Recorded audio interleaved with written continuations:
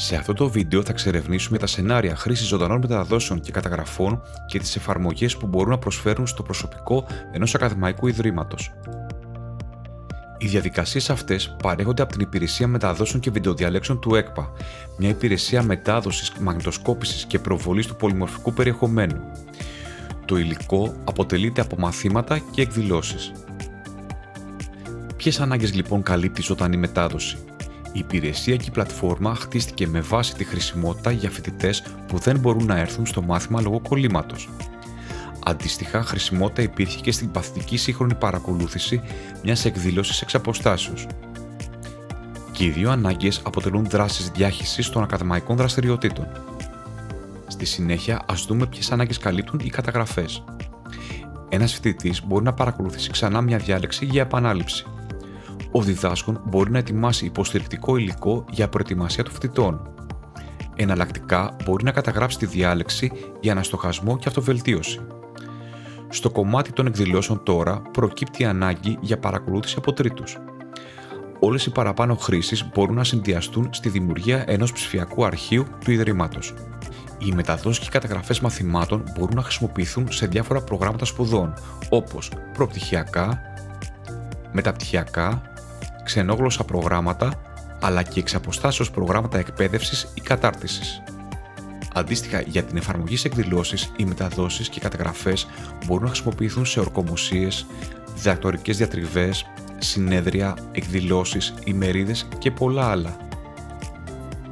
Μια μετάδοση πραγματοποιείται με εκ των προτέρων χρονοπρογραμματισμό, χρησιμοποιώντας την ηλεκτρονική αίτηση, ενώ τα διαστήματα προγραμματισμού ορίζονται αυτόματα σε αυστηρά χρονικά πλαίσια.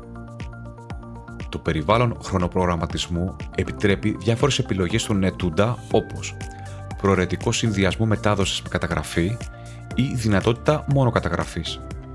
Ταυτόχρονα, ο ετών μπορεί να αιτηθεί παύσεις και ακυρώσεις των προγραμματισμένων μεταδόσεων ή καταγραφών. Στα βασικά εργαλεία των χρηστών περιλαμβάνονται το ημερολόγιο μελλοντικών μεταδόσεων, ώστε να μπορεί να υποπτεύει ό,τι είχε προγραμματιστεί, και η λίστα με τις ενεργές ζωντανές μεταδόσεις. Η ανάρτηση του υλικού από τις καταγραφές γίνεται αυτόματα μετά το τέλος των συνεδριών. Και ταυτόχρονα το υλικό είναι άμεσα διαθέσιμο στο διδάσκοντα για επεξεργασία, στοχασμό ή οποιαδήποτε επέμβαση. Ας δούμε τώρα τις βασικές εναλλακτικές πρόσβασης στις ζωντανές μεταδόσεις.